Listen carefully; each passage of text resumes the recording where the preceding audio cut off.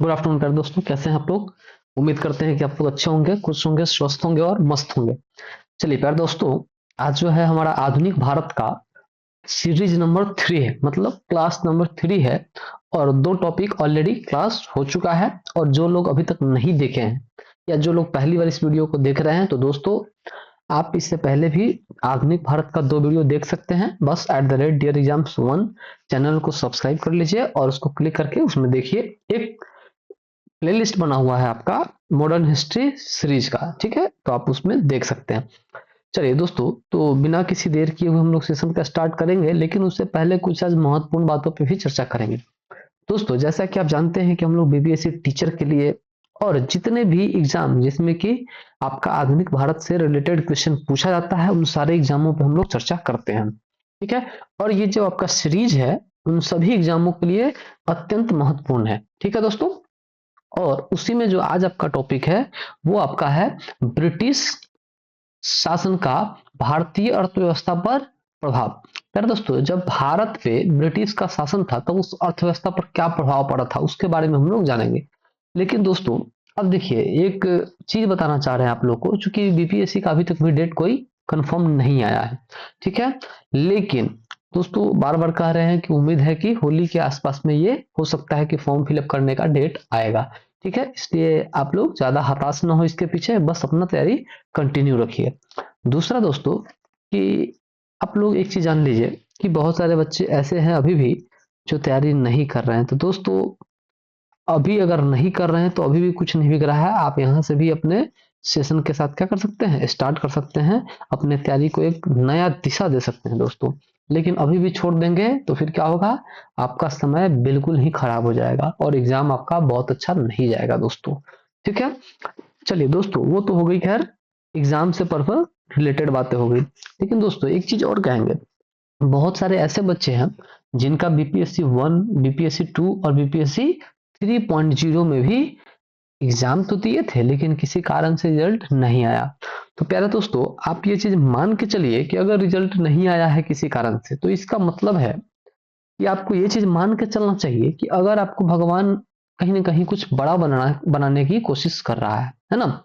इसलिए आप बिल्कुल मत घबराइए। ठीक है, दूसरा दोस्तों, कि आप भगवान से ऐसे प्रार्थना करें जैसे कि सब कुछ क्या है, भगवान पे ही निर्भर है। ठीक है, लेकिन काम भी अपना ऐसे करें दोस्तों जैसे कि सब कुछ क्या हो, आप पे निर्भर हो। तो आप मेहनत बस वैसा ही करें, और बाकी अगर रिजल्ट ना भी हो दोस्तों तो उस पर दुखी नहीं होना है। क्योंकि गीता में एक श्लोक कहा गया है, जानते हैं क्या, कि भगवान के बिना एक पत्ता भी नहीं हिल सकता है ना। इसलिए ज्यादा जद्दोजहद नहीं करना है। अगर आप जो चाहते हैं वो नहीं हुआ है, इसका मतलब है कि ये ऊपर वाले का मर्जी है। ठीक है, मतलब आपके मर्जी का कुछ अगर नहीं हो रहा है तो इसका मतलब ये ऊपर वाले का मर्जी है। इसलिए इसमें ज्यादा निराश नहीं होना चाहिए। चलिए, लेकिन हाल फिलहाल में एक मेरे क्लोज मित्र के फैमिली से एक लोग थे जिनका बीपीएससी ट्री नहीं निकला, और मुझे इधर पता चला है कि वो समझिए कि बुरी तरह से फ्रस्ट्रेट हो गए। ठीक है, और पूरा तैयारी वगैरह छोड़ दिए, सब कुछ ये कर दिए कि नहीं हमको अब नहीं पढ़ना है ना। तो वैसा भी नहीं करना है दोस्तों। क्यों? क्योंकि अगर आपका 2 नंबर, 5 नंबर, 10 नंबर से अगर नहीं हो पाता है, तो ऐसा थोड़ी है कि पूरा जिंदगी खत्म हो गया है। ऐसा नहीं है। ठीक है, आप क्या कीजिए, फिर से नया सिरा से स्टार्ट कीजिए उसको। ठीक है, क्योंकि आप नए स्टूडेंट की अपेक्षा क्या होगा दोस्तों, कुछ ज्यादा जानते होंगे। स्वाभाविक है कि जो शुरू से स्टार्ट करेगा, तो आप, जो लोग शून्य से स्टार्ट कर रहे हैं, तो आप ये चीज मान के चलिए कि आप शून्य से स्टार्ट नहीं कर रहे हैं। मतलब आपने पहले कुछ ना कुछ पढ़ा है, और वो आपका क्या है, आपके लिए प्रॉफिटेबल है। और आप वहां से स्टार्ट कीजिए दोस्तों, और घबराने से कुछ नहीं होगा दोस्तों। ठीक है, इसलिए बिना टेंशन लिए आप उसको क्या कीजिए, उसको वर्क पे लग जाइए। और दोस्तों, पहले के लोग और अभी के लोग में क्या अंतर है, अगर हमसे पूछा जाए पर्सनली दोस्तों कि पहले के लोग अच्छे थे या अभी के लोग, तो अच्छे का बात होगा दोस्तों तो हम कहेंगे पहले का लोग। कारण है इसका, क्योंकि पहले के लोग दोस्तों सहनशील होते थे। आज क्या है, किसी का रिजल्ट नहीं होता है, सुसाइड करने के लिए सुसाइड अटेम्प्ट कर लिया है ना। मतलब पहले का लोग क्या था दोस्तों, बहुत सहनशील था। ऐसा नहीं था कि सिर्फ कागज के एक टुकड़े के लिए या सिर्फ रिजल्ट के लिए या कोई पद के लिए क्या करता था, अपना जान दे देता था। लेकिन आज का जो जनरेशन चल रहा है, पता नहीं ये कहाँ जाएगा। लेकिन अगर हम लोग इसके बारे में ना सोचे तो इसका परिणाम क्या होगा, बहुत बुरा होगा, इसका दुष्परिणाम बहुत बुरा होगा दोस्तों।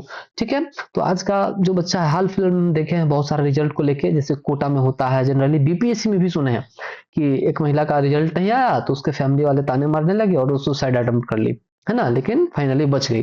तो क्या फायदा दोस्तों, ऐसा पढ़ाई का ही क्या फायदा जो आप पढ़ रहे हैं, और दूसरी तरफ की अगर आपका रिजल्ट नहीं आता है तो आप सुसाइड अटेम्प्ट करने लगते हैं। तो ये सब चीज क्या है दोस्तों, ये सब चीज बहुत बेकार है। जबकि पहले के जमाने में क्या था, ऐसा नहीं होता था। अगर कोई चीज में फेल होते थे तो लोग उसका क्या करते थे, समाधान निकालते थे और मेहनत करते थे, न कि कुछ अपने शरीर के साथ या अपने फैमिली के साथ बुरा करते थे। ठीक है, और दोस्तों कभी भी ये चीज बिल्कुल गलत है। इसका सीधा सा ये मतलब हुआ दोस्तों कि आप अपना बोझ हल्का करके क्या कर रहे हैं, अपने माँ बाप अपने फैमिली का बोझ बढ़ा रहे हैं। ठीक है, तो इस इन सब सारे जो फालतू का चीज है दोस्तों, इन सभी चीजों से बचे। अगर आपको थोड़ा सा दिक्कत भी है दोस्तों तो इसको शेयर करके क्लियर कर ले। ठीक है, और दोस्तों ये तभी हो सकता है कि आपको क्या हो करना होगा, फुल्ली डिसिप्लिन मेंटेन करना होगा। क्या होता है दोस्तों कि अगर तैयारी कर रहे हैं बीच बीच में फोन चला रहे हैं, है ना, तो क्या होगा, फोन चलाते चलाते आपको पता है दोस्तों, शॉर्ट्स का क्या होता है, शॉर्ट्स देखते देखते पता चला कि आप कई घंटा आपका बीत गया, पता ही नहीं चलता, 10 घंटा बीत जाता है, 5 घंटा बीत जाता है और आपको पता नहीं चलता है। मतलब दोस्तों सीधा सा मतलब यह है कि अगर आपको पूरब की दिशा में जाना है तो आप पश्चिम की तरफ नहीं जाए। ठीक है, मेरा सीधा सा कहना यही है दोस्तों। चलिए दोस्तों, और अब हम लोग चलते हैं सीधे अपने तैयारी की तरफ से। और दोस्तों बहुत सारे लोग कहते हैं कि सर मोटिवेट कहाँ से हो, तो भाई साहब मोटिवेट क्या होना चाहिए, जिसको रोटी का भूख है दोस्तों वो मोटिवेट क्या होगा। सिंपल सा बात है, अगर आपको भूख है एक रोटी का, तो फिर आपको मोटिवेट का जरूरत क्यों है, कोई जरूरत नहीं है दोस्तों। क्योंकि अगर आपको भूख लगा है, अगर आपको जॉब का नीड है, जरूरत है, तो फिर कहीं से किसी के बातों से मोटिवेट होने का जरूरत नहीं। ठीक है, लेकिन उसके बावजूद भी दोस्तों एक चीज और आपको कहेंगे कि आप लोग बस तैयारी कीजिए, क्योंकि समय कब बीत जाता है पंख लगा के आपको पता भी नहीं चलेगा। ठीक है, चलिए दोस्तों, तो हम लोग अपने टॉपिक की तरफ बढ़ते हैं, ब्रिटिश शासन का भारतीय अर्थव्यवस्था पर प्रभाव। और दोस्तों बहुत छोटा टॉपिक है, लेकिन इसके साथ साथ हम क्या किए हैं, इसका कुछ प्रीवियस क्वेश्चन जो कि बार बार पूछता है उसको हम लोग इंक्लूड कर दिए। चलिए, तो ये भी क्या है दोस्तों, बहुत महत्वपूर्ण टॉपिक है, और इवन ये आपका लगभग एग्जाम में 5 नंबर तक पूछ लेता है दोस्तों। ठीक है, इसलिए बिल्कुल भी इसको स्किप मत कीजिएगा दोस्तों। चलिए नेक्स्ट देखते हैं दोस्तों, और जो लोग अभी तक इस चैनल को सब्सक्राइब नहीं किया दोस्तों वो सब्सक्राइब कर लीजिए। चलिए, कहा दोस्तों कि ब्रिटिश शासन का भारतीय अर्थव्यवस्था पर प्रभाव। अब देखिए दोस्तों, कहा कि उपनिवेशिक शासनकाल में भारत सरकार के गृह शुल्कों के तात्पर्य इंग्लैंड स्थित राज्य सचिव द्वारा भारत सरकार की ओर किया गया व्यय था दोस्तों। दोस्तों आप ये चीज मान के चलिए कि पहले जब भारत क्या था, अंग्रेज का गुलाम था दोस्तों, तो उस समय क्या होता था कि अंग्रेज रखते थे क्या अपने लिए सिक्योरिटी, और किसके पास थे, तो भारत के राजस्व से दोस्तों। ठीक है, और यही रीजन रहा कि क्या हुआ, भारत का धीरे धीरे ये जो राजस्व था वो धीरे धीरे खाली होता गया दोस्तों। ठीक है, मतलब सारा व्यय भारत सरकार की ओर से किया जाता था दोस्तों। कहा कि इसमें शामिल थे भारतीय सार्वजनिक ऋण और रेलों पर लगाई गई पूंजी द्वारा दिया गया ब्याज, भारत को दी गई सैनिक और सामग्री की लागत, भारत के कारण इंग्लैंड में दिए जाने वाले नागरिक और सैनिक शुल्क, इंग्लैंड में राज्य सचिव का सारा व्यय 1919 तक, भारत सरकार द्वारा यूरोपीय अफसरों को दिए जाने वाले भत्ते और पेंशन। मतलब प्यारे दोस्तों कि वैसा व्यक्ति जो भारत के किसी भी कारण से यूरोप में भी है, उसका भी जो व्यय था वो भारत सरकार के कोषागार से दिया जाता था। मतलब सोचिए कि जितना भी पैसा था काम कहीं और कर रहा है, और पैसा कहां से जा रहा है, तो भारत सरकार के द्वारा व्यय किया जा रहा है। नेक्स्ट है दोस्तों, कहा कि भारत के बाहर हुए युद्धों को लड़ने में अंग्रेजों द्वारा प्रयोग में लाई जाने वाली निधि गृह शुल्कों पर भरित नहीं थी दोस्तों। फिर है कि ब्रिटिश काल में इंपीरियल प्रेफरेंस शब्दावली का प्रयोग भारत में ब्रिटिश आयातों पर दी गई विशेष रियायतों के लिए किया जाता है। तो प्यारे दोस्तों ये आपका पूछा गया क्वेश्चन है, इंपीरियल प्रेफरेंस का जब शब्द का बात करेगा दोस्तों तो वो कहा जाएगा किसके लिए, तो विशेष रियायतों के लिए दिया गया है आयातों में। कहा कि इसके तहत भारत में ब्रिटिश आयातों पर नाम मात्र का शुल्क या बिल्कुल नहीं लगता था। मतलब दोस्तों क्या था कि इसके ऊपर शुल्क बिल्कुल नहीं या सिर्फ नाम मात्र का होता है ना, कि बस थोड़ा सा शुल्क लगा दिए कि हाँ लगे कि हाँ लगा तो रहे हैं लेकिन होता कुछ नहीं उससे। जबकि भारत के निर्यातों पर ब्रिटेन में भारी शुल्क लगाए जाते थे दोस्तों। मतलब दोस्तों कि अगर यहां से कोई चीज जाता था ब्रिटिश में तो एकदम नाम मात्र का शुल्क लगता था। अगर वहां से कोई चीज आता है दोस्तों तो उस पर बहुत भारी भरकम शुल्क लगाया जाता था। कहा कि ब्रिटिश शासन के दौरान भारत ने धनिक वर्ग द्वारा, धनिक मतलब कि जो रिच रिच कैटेगरी में आते हैं उनका चर्चा किया जा रहा है। धनिक वर्ग भू संपत्ति में निवेश करने को तरजीह दिए जाने के कारण उद्योगों का कोई स्वतंत्र विकास नहीं हो सका। ब्रिटिश शासन के दौरान क्या हुआ दोस्तों, जो भारत में जो रिच कैटेगरी के लोग थे वो जनरली क्या करते थे, जमीन में अपना क्या करते थे, मतलब निवेश करते थे, पैसा लगाते थे, और उनका कोई भी फैक्ट्री से, उद्योग से कोई मतलब नहीं होता था।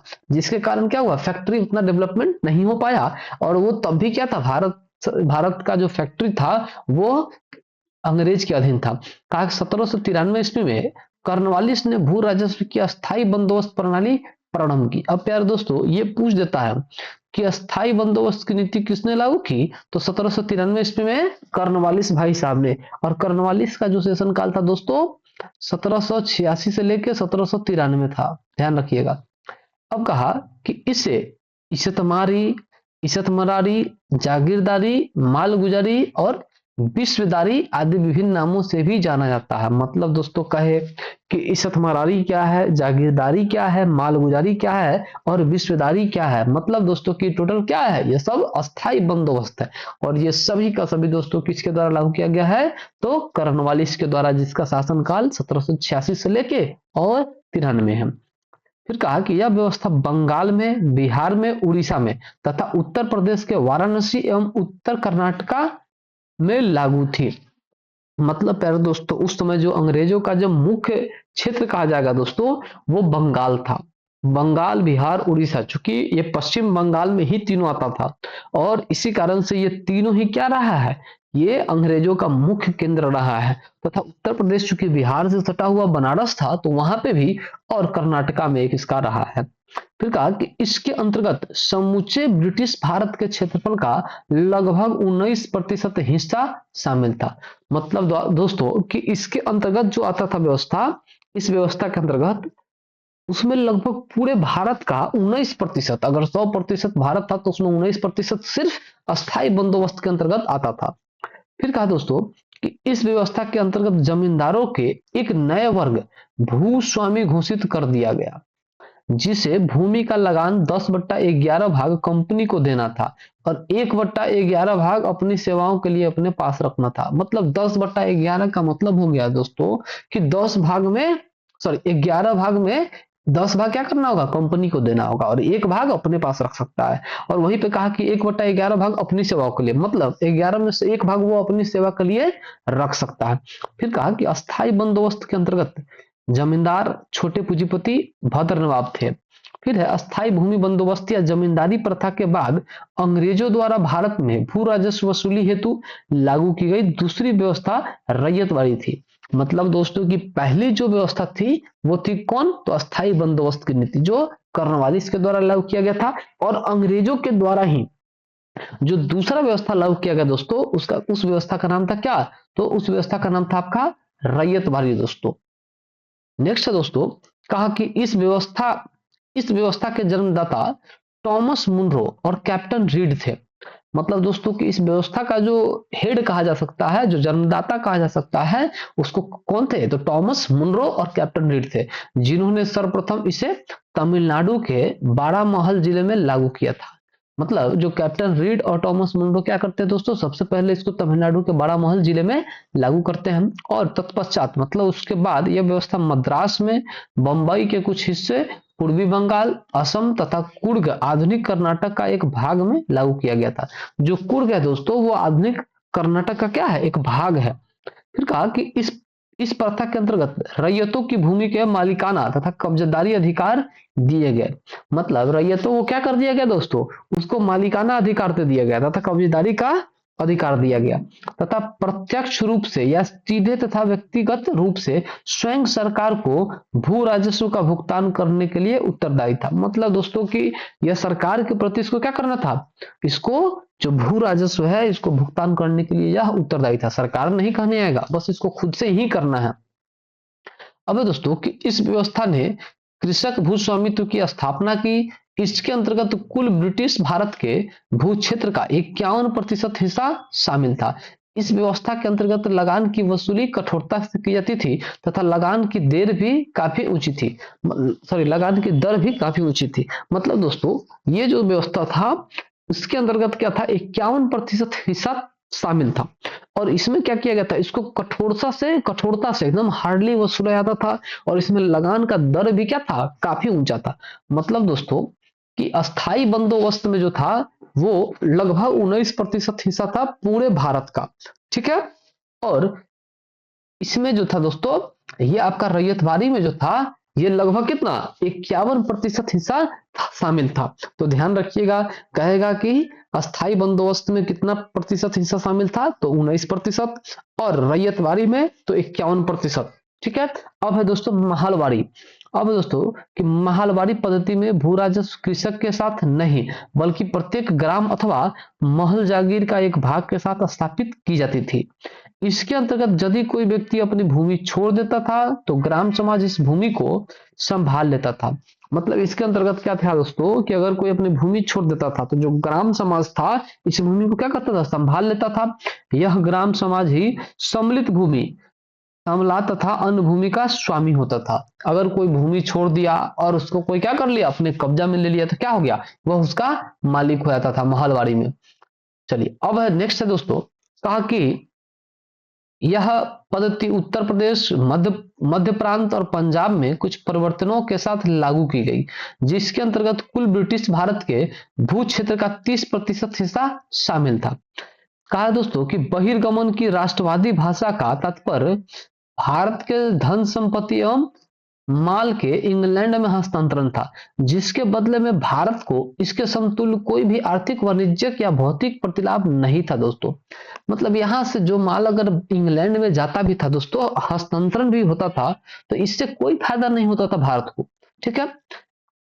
इस प्रकार भारतीय दृष्टिकोण से बहिर्गमन का अर्थ है आयात की तुलना में अधिक निर्यात दा होना है। कहा दोस्तों कि दादा भाई नेहरू जी धन के बहिर्गमन के सिद्धांत में सबसे पहले और सर्वाधिक प्रखर प्रतिपादक थे। मतलब दोस्तों सुने होंगे कि अंग्रेज क्या करते थे, भारत से पूरा धन लूट के लेकर, तो यही जो धन का बहिर्गमन है ना, यही इसी कारण से लेते, यही जो पद्धति था इसी को अपनाकर वो ले गए थे। और इसी कारण से जो दादा भाई नेहरू जी थे सबसे पहले धन के बहिर्गमन के सिद्धांत के बारे में पता किए और बताए। उन्होंने अपने लेखों एवं पुस्तकों इंग्लैंड डेब्ट to India, poverty and un British rule in India, the wants means of India, on the commerce of India के माध्यम से अपने अपवाह सिद्धांत का प्रतिपादन किया। मतलब दादा भाई नेहरू जी ने इन सारे पुस्तकों और लेखों के द्वारा क्या किया, लोगों को बताया।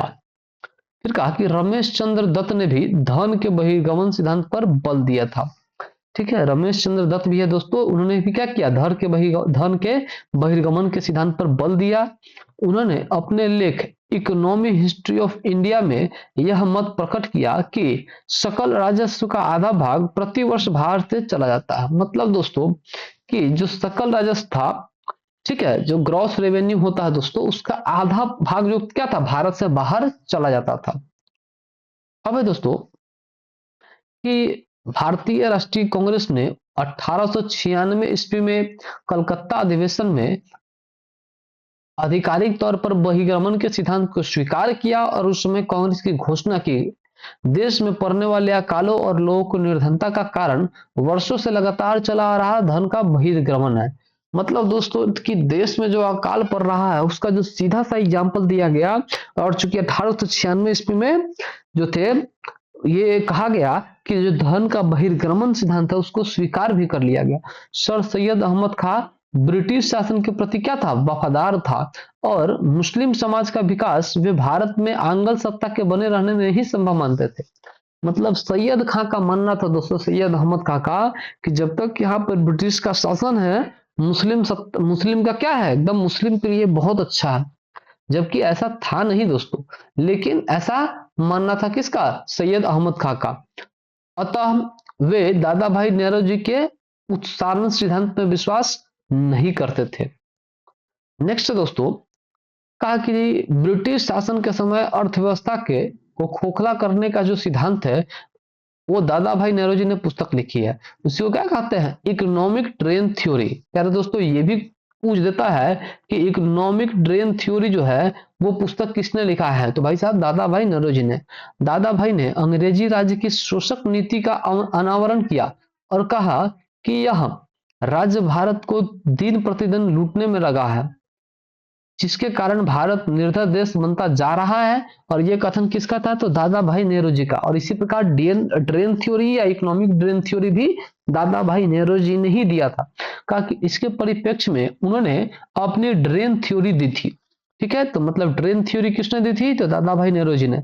ड्रेन थ्योरी 1825 से 1917 में, 1865 ईस्वी में डब्ल्यू.सी. बनर्जी, रमेश चंद्र बनर्जी के साथ मिलकर लंदन इंडिया सोसाइटी का गठन किया, जिसका कार्य भारत के दुख दर्दों का प्रचार करना था दोस्तों। अब है दोस्तों कि 1892 ईस्वी में लिबरल पार्टी के टिकट पर ब्रिटिश हाउस ऑफ कॉमन्स के लिए चुने जाने वाले पहले व्यक्ति कौन थे, दादा भाई नेहरू जी थे। ठीक है, तो 1892 में चुने गए, लिबरल पार्टी से चुने गए और ब्रिटिश हाउस ऑफ कॉमन्स के लिए चुने जाने वाले पहले भारतीय थे। और दोस्तों ये चीज है कि आप हमेशा रिवीजन करते रहिए, ये आपके लिए ही फ्रूटफुल रहेगा। ठीक है, इसलिए लिखा गया है। और दोस्तों जो लोग अभी तक इसको सब्सक्राइब नहीं किए हैं, तो दोस्तों आप इसको क्या कर सकते हैं, सब्सक्राइब कर सकते हैं दोस्तों। ठीक है,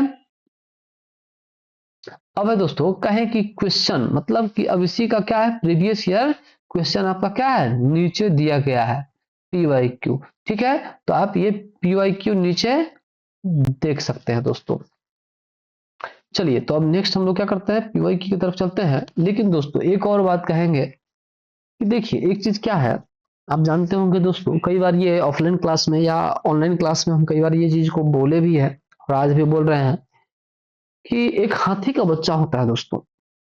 जब वो बच्चा जन्म लेता है ना, तो उसको वो ज्यादा उछलता कूदता है, तो इसके कारण महावत जो हाथी को पोस पाल के बड़ा करता है, महावत जो देख रेख करता है, वो क्या करता है कि एक रस्सी से बांध देता है उस हाथी के बच्चे को। और वह हाथी का बच्चा क्या करता है, वहीं पे रुक जाता है, कूदने का कोशिश करता है लेकिन कूद नहीं पाता है। लेकिन दोस्तों जब वो हाथी का बच्चा धीरे धीरे बड़ा भी हो जाता है ना, और उसके पैर को पतला रस्सी से भी बांध दिया जाता है, जिसको वो आसानी से तोड़ सकता है, लेकिन वो नहीं तोड़ पाता है। जानते हैं क्यों, क्योंकि इसका सीधा सा मतलब यह है दोस्तों, क्योंकि वो नहीं तोड़ पाता है इसलिए क्योंकि वो दिमाग में बैठ चुका है कि हम इस रस्सी को क्या करेंगे, नहीं तोड़ पाएंगे, और इसीलिए क्या करता है, वो नहीं तोड़ पाता है। तो आप लोग के अगर दिमाग में बैठ चुका है दोस्तों कि हम नहीं तैयारी कर पाएंगे, है ना, बहुत टफ लगता है, बहुत ये है ऐसा है, फिर बहुत पढ़ना पड़ेगा, तो क्या है दोस्तों, आप सच में कभी नहीं तोड़ पाएंगे। लेकिन अगर जिस दिन आप सोच लिए कि हाँ हम इसको तैयारी कर सकते हैं, हम इसको क्या कर सकते हैं, इस रस्सी को तोड़ सकते हैं, तो आप तोड़ दीजिएगा दोस्तों। ठीक है दोस्तों, तो चलिए हम लोग अब क्वेश्चन नंबर 1 के साथ इसको स्टार्ट करते हैं। कहा दोस्तों कि शब्द इंपीरियल, कहा कि शब्द इंपीरियल प्रोफरेंस का प्रयोग किया जाता है। और ये क्वेश्चन आपको हम अभी थोड़ा ही देर पहले जब हम इसका थ्योरी बता रहे थे दोस्तों, तो हम लोग उसमें पढ़े हैं। कहा कि भारत में ब्रिटिश आयातों पर दी गई विशेष रियायतों के लिए, ब्रिटिश नागरिकों द्वारा दी गई प्रजातीय भेदभाव के लिए ये नहीं है, ब्रिटिश हित के लिए किए जा रहे भारतीय हितों के दमन के लिए ये भी नहीं है, ब्रिटिश रियासतों के राजाओं पर ब्रिटिश पॉलिटिकल एजेंट को दी जा रही तरजीह के लिए। तो प्यारे दोस्तों इसमें क्या हो जाएगा, आपका ऑप्शन नंबर ये बिल्कुल सही हो जाएगा। क्योंकि दोस्तों हम लोग पढ़े हैं कि औपनिवेशिक शासक के काल में जो था भारत सरकार, वो गृह शुल्क के तत्पर से क्या किया गया था, गृह शुल्क के तत्पर से वो जो इंग्लैंड स्थित राज्य सचिव था भारत सरकार की ओर से किया गया वह था। इसमें शामिल जो सार्वजनिक ऋण और रेलों पर लगाई गई जो पूंजी थी दोस्तों, वो भारत के को दी गई सैनिकों और अन्य सामग्री को लागत, और भारत के कारण इंग्लैंड में दिए जाने वाले नागरिक और सैनिकों शुल्क था दोस्तों। और इस अनुसार आपका क्या हो जाएगा, ऑप्शन नंबर आपका ए बिल्कुल करेक्ट हो जाएगा दोस्तों। ऑप्शन नंबर बी कहा दोस्तों कि ब्रिटिश शासन के दौरान भारत में उद्योगों का कोई स्वतंत्र विकास नहीं हुआ है, इसका कारण है। तो प्यारे दोस्तों क्वेश्चन नंबर 2 का, और कहा दोस्तों कि इसमें जस्ट पढ़ाया था दोस्तों कि धनिक वर्ग जो था वो क्या था, भू संपत्ति में निवेश करता था, लेकिन वो फैक्ट्री को किसी चीज में निवेश को तरजीह नहीं देता था। तो ऑप्शन नंबर डी बिल्कुल करेक्ट है। कहा दोस्तों ईशत मरारी बंदोबस्त लागू किया था। तो प्यारे दोस्तों ईशत मरारी है ना, और अभी 2-3 चीज हम और बताए हैं। इसी को क्या कहते हैं, ईशत मरारी को ही क्या कहते हैं, अस्थाई बंदोबस्त कहते हैं, जागीरदारी कहते हैं, मालगुजारी कहते हैं, विश्वेदारी कहते हैं, है ना। और ये किया गया था कॉर्नवालिस के द्वारा, कब, 1793 ईस्वी में दोस्तों। चलिए नेक्स्ट क्वेश्चन दोस्तों कि किसके प्रशासन काल में अस्थाई बंदोबस्त प्रारंभ किया गया। तो प्यारे दोस्तों ये किसके शासन काल में कह रहा है, किसने किया, तो वो किया था किसने, लॉर्ड कॉर्नवालिस ने किया था। लेकिन कहेगा दोस्तों किसके शासन काल में, तो प्यारे दोस्तों क्या हो जाएगा, ये आपका हो जाएगा किसके शासन काल में, तो आपका हो जाएगा दोस्तों ये एक्चुअली, यार दोस्तों ये एक्चुअली क्या हो जाएगा, वही बी, लॉर्ड कॉर्नवालिस ही हो जाएगा। यहाँ पे बी है, ठीक है, थोड़ा उल्टा हो गया, कोई बात नहीं है, ऑप्शन नंबर बी यहाँ पे है, और इस अनुसार क्या हो जाएगा, बी बिल्कुल सही है। फिर क्या दोस्तों कि अस्थाई बंदोबस्त किसके किससे किया गया है, जमींदारों से, किसानों से, मजदूरों से और व्यापारियों से। तो प्यारे दोस्तों अस्थाई बंदोबस्त जो किया गया है दोस्तों वो जमींदारों से किया गया है। ऑप्शन नंबर ए बिल्कुल करेक्ट है। ऑप्शन नंबर बी भी क्या है, सेम लग रहा है, अस्थाई बंदोबस्त किसके साथ, तो ऑप्शन नंबर ए जमींदारों के साथ, ठीक है। क्वेश्चन नंबर 7 है दोस्तों कि किस गवर्नर जनरल ने भारत में अस्थाई भू राजस्व व्यवस्था स्थापित की थी। तो पहले दोस्तों आप जानते ही हैं, लॉर्ड कॉर्नवालिस कब, 1793 ईस्वी में, और इसका शासन काल कब था, 1786 से लेकर 93 ईस्वी। नेक्स्ट दोस्तों कि लॉर्ड कॉर्नवालिस का अस्थाई बंदोबस्त लागू किया गया। तो दोस्तों ऑप्शन नंबर डी बार बार कह रहे हैं कि 1793 में लागू किया था। अब दोस्तों क्वेश्चन नंबर 9 में जो कि क्या कह रहा है, कह रहा है दोस्तों कि 1793 ईस्वी में लॉर्ड कॉर्नवालिस की भू व्यवस्था प्रणाली लागू होने के बाद कानूनी विवाद की प्रवृत्ति में बढ़ोतरी देखी गई। निम्नलिखित प्रावधानों में से किस एक को सामान्यतः इसके कारक के रूप में देखा जा सकता है। और ऑप्शन दे दिया दोस्तों कि रैयतों की तुलना में जमींदार की स्थिति को अधिक सशक्त बनाना, ईस्ट इंडिया कंपनी को जमींदारों का अधिपति बनाना, न्यायिक पद्धति को अधिक कुशल कार्य कुशल बनाना, और एबीसी कथनों में से कोई नहीं। तो ऑप्शन नंबर इसमें से क्या है, इसमें से कोई नहीं होगा, क्योंकि दोस्तों जो आपको बताया है दोस्तों कि जब 1793 ईस्वी में कॉर्नवालिस क्या किया था, स्थायी बंदोबस्त लागू किया था दोस्तों, तो उस पर एक तरह से क्या किया गया, जमींदारों का भूमि पर वास्तविक अधिकार स्वीकृत कर लिया गया, और उसमें क्या किया गया दोस्तों, लगभग 10/11 भाग सरकार को देते रहना है, जबकि जमींदार का भू क्षेत्र निर्धारित नहीं था, ठीक है दोस्तों। और इस अनुसार आपका ऑप्शन नंबर डी बिल्कुल करेक्ट है। कहा दोस्तों कि बिहार में परमानेंट सेटलमेंट लागू करने का कारण था। तो प्यारे दोस्तों जो परमानेंट सेटलमेंट करने का लागू था दोस्तों, तो और कहा ऑप्शन दे दिया आपका, ठीक है, ऑप्शन दे दिया दोस्तों क्या,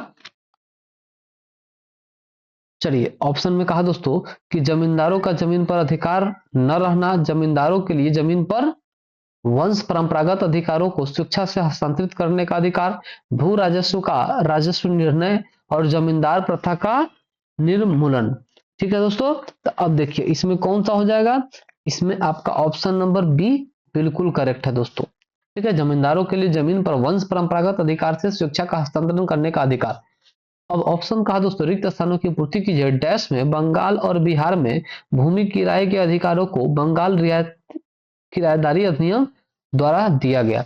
और ऑप्शन दिया दोस्तों 1885, 1889, 1886, 1900 ईस्वी, और इसमें जो ऑप्शन चुकी हो जाएगा दोस्तों 1885। और दोस्तों इसमें कहा दोस्तों कि 1793 ईस्वी में क्या किया था, कर्नवालिस के द्वारा अस्थायी बंदोबस्त लागू किया गया था, जिसमें जमींदार को कोई अधिकार प्रदान कई अधिकार दिया गया था। और 19वीं शताब्दी के आते आते क्या किया गया था, भूमि का मांग बढ़ने लगा और कुछ जिसके पास पैसा था क्या किया, भूमि में निवेश करने लगा। भूमि मालिकों ने किराया में बढ़ोतरी कर दिया और यह समय जो था दोस्तों किसानों के विद्रोह का था। इसी बीच में क्या किया, बंगाल सरकार ने बंगाल और बिहार में बंगाल किराएदारी अधिनियम 1885 को लागू कर दिया, जिससे कि भूमि मालिक, जमींदारों और किराएदारों को अधिकारों को परिभाषित किया गया। और इस अनुसार आपका option number 1885 option number A बिल्कुल सही है। कहा दोस्तों कि सर टॉमस मुनरो भू राजस्व बंदोबस्त से संबद्ध है, अस्थायी बंदोबस्त महलबारी से और रैयतबाड़ी से। दोस्तों कहे थे कि जो सर टॉमस मुनरो था और इसमें एक और व्यक्ति थे जिसका नाम आप लोग जानते होंगे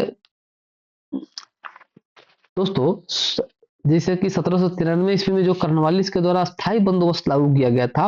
और ठीक दोस्तों आपका जो रैयतबाड़ी जो प्रथा स्टार्ट किया गया था दोस्तों, तो उस रैयतबाड़ी प्रथा में क्या था कि एक उसको जन्मदाता माना था किसको, तो एक व्यक्ति थे सर टॉमस मुनरो और दूसरा व्यक्ति कौन थे, तो कैप्टन रीड थे, जिसने क्या किया गया था, तमिलनाडु के बारामहल जिले में ये लागू किया था। और इसमें जो ऑप्शन हो जाएगा दोस्तों, वो ऑप्शन आपका कौन सा हो जाएगा, ऑप्शन नंबर आपका सी रैयतबाड़ी हो जाएगा। ये बिल्कुल करेक्ट है दोस्तों, ठीक है। चलिए नेक्स्ट क्वेश्चन देखते हैं दोस्तों। नेक्स्ट क्वेश्चन कहा कि निम्नलिखित में से कौन ब्रिटिश शासन के दौरान भारत में रैयतबाड़ी व्यवस्था बंदोबस्त प्रारंभ करने से संबद्ध था या थे, तो Cornwallis, Alexander Reid, Thomas Munro. अब इसमें दोस्तों ये भी था, दो तीन था। अब 2 और 3 दोस्तों किसमें है, तो प्यारे दोस्तों इसमें एक्चुअली क्या है, 15 के 14 के 3 में क्या है, ऑप्शन इसमें से एक मिस्टेक है, ये आपका क्या हो जाएगा, 3 भी यहाँ पे होगा दोस्तों, ठीक है, ये 3 भी होगा, मतलब ऑप्शन नंबर सी क्या है आपका बिल्कुल करेक्ट हो जाएगा। और नेक्स्ट दोस्तों क्वेश्चन नंबर 15, मद्रास के रैयतबाड़ी बंदोबस्त से कौन संबंधित रहा, कहा कि मेलकॉम, मुनरो, मेटकॉफ और एल्फिंस्टन। ठीक है दोस्तों, तो अब कहा कि इसमें से कौन संबंधित रहा प्यारे दोस्तों, और ये ऑप्शन भी थोड़ा सा उल्टा है दोस्तों, इसलिए ध्यान रखिएगा। ये जो आपका मुनरो था दोस्तों, ठीक है, कैप्टन मुनरो, ये आपका क्या था, है यही आपका क्या था, संबंधित था दोस्तों, ठीक है। चलिए अब देखते हैं दोस्तों नेक्स्ट क्वेश्चन, कहा कि रैयतवाड़ी टॉमस मुनरो रैयतवाड़ी प्रथा प्रारंभ की थी, तो प्यारे दोस्तों इसमें एक ही ऑप्शन दिया है टॉमस मुनरो, और इस अनुसार आपका ऑप्शन ए सही हो जाएगा। अगर इसमें देता कैप्टन रीड भी, तो कैप्टन रीड भी सही होता दोस्तों। कहा कि अंग्रेजों ने रैयतवाड़ी बंदोबस्त कहां से लागू की, बंगाल प्रेसिडेंसी, मद्रास से, बंबई से, मद्रास और बंबई। तो प्यारे दोस्तों इसमें जो रैयतवाड़ी स्टार्ट किया था वो कैप्टन रीड और ये थॉमस मुनरो किया था दोस्तों, तो मद्रास और बंबई प्रेसिडेंसी से किया था दोस्तों। और यही से नहीं दोस्तों, इसके साथ साथ जो रैयतबाड़ी व्यवस्था जो लागू किया गया था दोस्तों, यह मद्रास और बंबई के कुछ हिस्से में लागू किया ही गया था, साथ साथ पूर्वी बंगाल और असम के कुर्ग, असम तथा कुर्ग जो कर्नाटक का क्या है एक भाग है, उसमें भी लागू किया गया था। चलिए कहा दोस्तों अंग्रेजों ने रैयतबाड़ी व्यवस्था सर्वप्रथम आरंभ की थी, तो प्यारे दोस्तों रैयतबाड़ी व्यवस्था आपको इसमें भी देखे हैं मद्रास और बंबई प्रेसिडेंसी से, तो इसमें क्या हो जाएगा, मद्रास भी है और बंबई भी है दोस्तों, लेकिन पहले चूंकि मद्रास आता है इसलिए आप इसमें क्या कीजिएगा, मद्रास टिक करेंगे, चूंकि दोनों ही दिया हुआ है, तो मद्रास और बंबई दोनों ही हो जाएगा दोस्तों, ठीक है। चलिए क्वेश्चन नंबर 19 देखते हैं, कहा कि ब्रिटिश व्यवस्था में रैयतबाड़ी भू राजस्व संग्रह प्रचलित है। और क्वेश्चन नंबर 19 में कहता है दोस्तों कि ब्रिटिश व्यवस्था में रैयतबाड़ी भू राजस्व संग्रह प्रचलित है, और ऑप्शन दे दिया दोस्तों आपका क्या, कि उत्तरी भारत, कहा दोस्तों कि उत्तरी भारत, पश्चिमी भारत, पूर्वी भारत और दक्षिणी भारत। तो दोस्तों चूंकि ये जो था आपका कहा कि प्रचलित था, तो इसमें जो था दोस्तों ये आपका दक्षिणी भारत में क्या था, ये प्रचलित था, ऑप्शन नंबर डी। और ब्रिटिश भारत में रैयतबाड़ी जो भू राजस्व संग्रह दक्षिण भारत में प्रचलित था, जिसमें इसमें क्या था दक्षिण भारत में, इसी में दोस्तों क्या था, मद्रास प्रेसिडेंसी जो था दोस्तों ये प्रमुख था दोस्तों। चलिए नेक्स्ट दोस्तों, कहा कि रैयतबाड़ी बंदोबस्त के संदर्भ में निम्नलिखित कथनों पर विचार कीजिए। अब कीजिए। अब कहा दोस्तों किसानों द्वारा लगान सीधे सरकार को दिया जाता था, सरकार रैयतों को पट्टे देती थी और कर लगाने पर भूमि का सर्वेक्षण और मूल्य निर्धारण किया जाता था। और ऑप्शन दिया दोस्तों कि उपयुक्त में से कौन सा कथन सही है। और ऑप्शन ए में दे दिया आपका ए 1 दे दिया, ऑप्शन बी में 1 2, ऑप्शन सी में 1 2 3 और ऑप्शन डी में कोई नहीं। और प्यारे दोस्तों इसका आंसर जो हो जाएगा एक्चुअली ऑप्शन सी हो जाएगा, 1 2 3 हो जाएगा। ठीक है, तीनों ही सही है दोस्तों। चलिए क्वेश्चन नंबर 21 कहता है कि असम में सर्वप्रथम चाय कंपनी की स्थापना कब हुई थी। मतलब दोस्तों ये आपके GK GK GK GS GK की दृष्टि से भी बहुत इंपॉर्टेंट है कि असम में चाय कंपनी का स्थापना जो है वो सबसे पहले कब किया गया था। और ये 1839 में किया गया था दोस्तों। क्योंकि दोस्तों कि असम में जो सर्वप्रथम चाय कंपनी का स्थापना 1839 में हुआ था और ये कंपनी 5 लाख की पूंजी के साथ क्या किया गया था, इंग्लैंड में स्थापित की गई थी तथा नजीरा असम में कंपनी का मुख्यालय था। द असम कंपनी भारत की सबसे पुरानी व्यावसायिक चाय कंपनी है जो वर्तमान में भी क्या है, अभी भी कार्यरत है दोस्तों। ठीक है, और इस अनुसार आपका ऑप्शन सी है दोस्तों कि दादा भाई नेरोजी द्वारा प्रतिपादित अपवाह सिद्धांत ड्रेन थ्योरी। प्यारे दोस्तों ड्रेन थ्योरी के बारे में भी लगाए थे और आज पूछ दिया कि ड्रेन थ्योरी का सही परिभाषा नीचे किस कथन में आता है। ठीक है दोस्तों, अब देखिए अब है आपका कि इसमें जो हो जाएगा भारत की राष्ट्रीय संपदा का एक भाग अथवा कुल वार्षिक उत्पाद ब्रिटेन का निर्यात कर दिया जाता था जिसके लिए भारत में कोई वास्तविक प्रतिफल नहीं मिलता था। स्वाभाविक है कि दोस्तों पूरे साल में जो आया आता था वो भारत से इंग्लैंड भेज दिया जाता था। और ऑप्शन नंबर आपका बी क्या है, बिल्कुल करेक्ट है दोस्तों। ठीक है, अब है दोस्तों कि देखिए बहिर्गमन का जो ड्रेन थ्योरी दिया था उसमें क्या था, उसी के अकॉर्डिंग धन संपत्ति और माल का जो था इंग्लैंड में क्या करता था, भारत से इंग्लैंड को हस्तांतरित कर देता था और उसके बदले में भारत को इसके समतुल्य इसके बराबर भी कोई क्या था, पैसा वैसा नहीं दिया जाता था, नहीं कुछ दिया जाता था। ठीक है, और इसी कारण से दादा भाई नौरोजी जी क्या किए, धन बहिर्गमन के सिद्धांत का सबसे पहले और सर्वाधिक प्रखर तरीका से प्रतिपादित किए। और उन्होंने क्या किया अपने लेखों और पुस्तकों जैसे कि इंग्लैंड डेब्ट टू इंडिया में poverty and British rule in India में the wants and mean of India में the on the commerce of India के माध्यम से इन सारे अफवाह सिद्धांत का क्या किया, प्रतिपादन किया था दोस्तों। कहा कि अंग्रेजों के शासनकाल में भारत के आर्थिक दोहन के सिद्धांत को किसने प्रतिपादित किया। जो अंग्रेजों का शासनकाल था दोस्तों उसमें कहा कि जो आर्थिक दोहन का सिद्धांत का जो प्रतिपादित है वो किसने किया दोस्तों। अब देखिए इसमें भी कहे तो स्वाभाविक है दोस्तों कि जितना भी जो ड्रेन थ्योरी था जो भी बताया वो क्या था, दादा भाई नेहरू और ऑप्शन नंबर क्या है, ऑप्शन नंबर डी बिल्कुल करेक्ट है। चलिए क्वेश्चन नंबर 24 कहा दोस्तों कि निम्न में से किसने निकास के सिद्धांत का प्रतिपादन किया। तो दादा भाई नेहरू ने ड्रेन थ्योरी का किसने दिया, उसी को डॉक्ट्रिन ऑफ एग्जॉस्टिंग कहते हैं दोस्तों। और इसके अनुसार आपका ऑप्शन नंबर सीधे दादा भाई नेहरू ऊपर में ही है तो ऊपर में ही आ जाएंगे।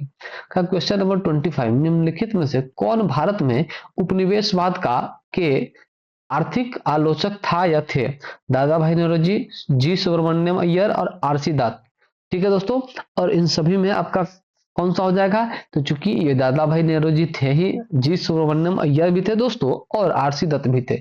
और इस अनुसार आपका 1 2 3 तीनों सही हो जाएगा और ऑप्शन नंबर डी बिल्कुल करेक्ट है दोस्तों। क्योंकि दोस्तों 1870 से 1905 ईस्वी के बीच में बहुत सारा जो भारत का बुद्धिजीवी व्यक्ति था वो ब्रिटिश शासन के आर्थिक पहलू को विश्लेषित करता था। और उन्होंने जब विश्लेषित किया तो इन 3 लोगों का क्या था योगदान सबसे महत्वपूर्ण रहा, जिसमें दादा भाई नेहरू थे, महागोविंद रानडा जी थे और आईसीआईसी अधिकारी जो थे रमेश चंद्र दत्त थे, उसी को आरसी दत्त भी कहते हैं। इन्होंने भारत का आर्थिक इतिहास भी लिखा। इन तीनों ने अतिरिक्त जीवी जोशी, जी सुब्रमण्यम अय्यर, गोपाल कृष्ण गोखले भी थे उसमें शामिल और पृथ्वी चंद्र राय समेत अन्य राजनीतिक कार्यकर्ताओं और पत्रकारों को उस समय अर्थव्यवस्था के पहलू का गहराई से विश्लेषण मतलब करते थे। ये लोग इस निष्कर्ष पर पहुंचे उस समय कि भारत के आर्थिक विकास के रास्ते में जो सबसे बड़ी बाधा है दोस्तों ये गुलामी करना है, उपनिवेशवाद है दोस्तों। और क्वेश्चन नंबर 26 है दोस्तों, कहा कि निम्नलिखित में से कौन दादा भाई नेहरू जी के उत्साह सिद्धांत में विश्वास नहीं करता था।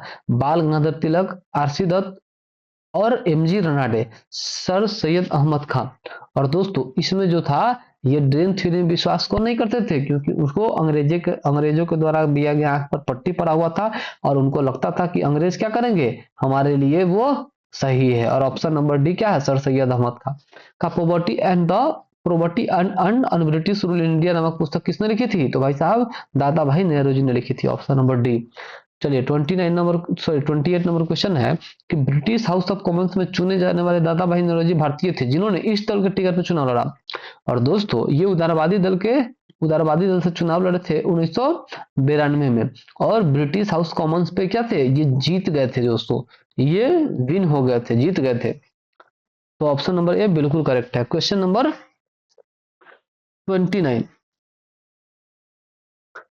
कहा दोस्तों कि ब्रिटिश शासन के समय अर्थव्यवस्था को खोखला करने इकोनॉमिक ड्रेन के सिद्धांत के बारे में पुस्तक लिखी थी किसने? तो भाई साहब दादा भाई नेहरू जी ने, ऑप्शन नंबर डी।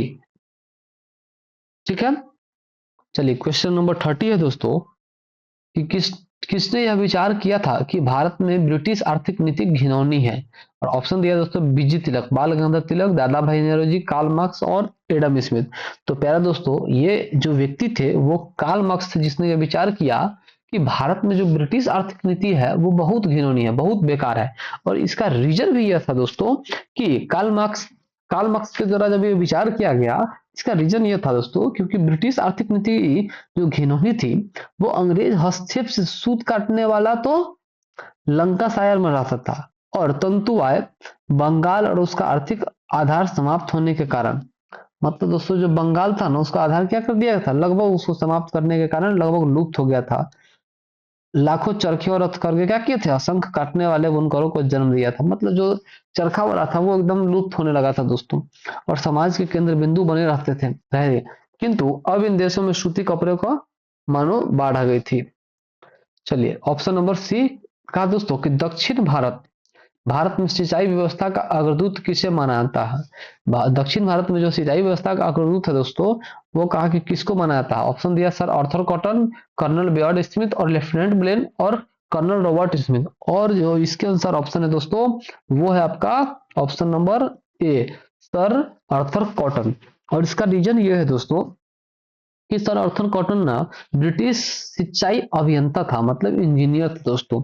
ठीक है, इंजीनियर था और उन्होंने दक्षिण भारतीय राज्यों में सिंचाई व्यवस्था का कार्य करवाया था, इसलिए सर आर्थर कॉटन को दक्षिण भारत में सिंचाई व्यवस्था का अग्रदूत भी माना जाता है प्यारे दोस्तों। और दोस्तों ये आपका आखिरी क्वेश्चन था। तो प्यारे दोस्तों उम्मीद करते हैं कि आप लोग को ये सेशन बहुत अच्छा लगा होगा। और दोस्तों अगर ये सेशन अच्छा लगा है तो आप लोग इस चैनल को जो लोग अभी तक सब्सक्राइब नहीं किए हैं सब्सक्राइब कर लीजिए, लाइक कर दीजिए। और दोस्तों जो भी आपके फैमिली फ्रेंड है या जो भी आपके कांटेक्ट में है आप उनको ये शेयर कर दीजिए। और दोस्तों आप लोग को ये सेशन कैसा लगा आप लोग जरूर बताइएगा, क्योंकि कुछ लोग क्या है वीडियो देख लेते हैं लेकिन कमेंट नहीं करते हैं। और दोस्तों आप लोग ये चीज जरूर बताइएगा कि आपको कहाँ कोई फॉल्ट भी नजर आया तो वही जरूर बताइएगा। और प्यारे दोस्तों ये चीज कहेंगे कि जो लोग अभी तक भी स्टार्ट नहीं किए हैं तैयारी वो करिए। ठीक है, ये मॉडर्न हिस्ट्री है, आपका जितना भी एग्जाम है वो सारे एग्जाम में आपको क्या होगा, ये फायदेमंद रहेगा दोस्तों। ठीक है, और प्यारे दोस्तों जिनको भी कोई प्रॉब्लम है तो ये दिए गए नंबर पे आपको कोई परेशानी हो तो आप इस पे बात कर सकते हैं दोस्तों। इंस्टाग्राम पेज है दोस्तों डियर एग्जाम्स 1, आप यहाँ पे भी जुड़ सकते हैं। और दोस्तों टेलीग्राम चैनल है प्यारे दोस्तों इसको तो ज्वाइन कर ही लीजिए, क्योंकि यहीं पे आपका क्या है, यहीं पे आपका पीडीएफ आपको अवेलेबल हो जाएगा। का दोस्तों फेसबुक पेज आपका डियर एग्जाम्स 1 आपका फेसबुक पेज है दोस्तों, ये अपना यूट्यूब चैनल है, आप इसको सब्सक्राइब कर लीजिए। और दोस्तों जिन लोगों को ये बहुत अच्छा लगा हो आप लोग कमेंट करके बताइएगा दोस्तों। ठीक है दोस्तों, और जीवन में दोस्तों कभी भी निराश नहीं होना है। ठीक है, एक चीज गया है इसका मतलब क्या है दूसरा चीज आएगा, निश्चित रूप से आएगा दोस्तों। ठीक है, और मेरा तो मानना है दोस्तों कि अगर मान लीजिए कि अगर आपको सांप दिख रहा है तो क्या कीजिए, या तो उसको पकड़वा दीजिए या उसको मार दीजिए। अगर आपको काटने के लिए आ रहा है तो मार दीजिए या पकड़वा दीजिए। ठीक है, और अपना काम करिए। मतलब दोस्तों सांप मारने का बात यहाँ पे नहीं कर रहे, मतलब कि अगर आपके मन में कुछ ख्याल आ रहा है या कहीं दूसरा चीज करने का मन है तो आप क्या कीजिए, उस चीज को वही समाप्त कर दीजिए और जो अपना काम है उस काम को करिए दोस्तों। ठीक है दोस्तों, क्योंकि दोस्तों समय कब बीत जाएगा ना ये आप जानते भी नहीं है कि कितना जल्दी ये समय बीतते चला जाता है। ठीक है, और आप लोग जरूर बताइएगा दोस्तों। ठीक है, कि आप लोग को ये सेशन कैसा लगा। ठीक है दोस्तों, फिर हम लोग मिलेंगे नेक्स्ट टाइम में। तब तक के लिए आप लोग ऐसे ही हंसते रहिए, मुस्कुराते रहिए और अपने तैयारी में लगे रहिए दोस्तों। ठीक है, तब तक के लिए जय हिंद प्यारे दोस्तों।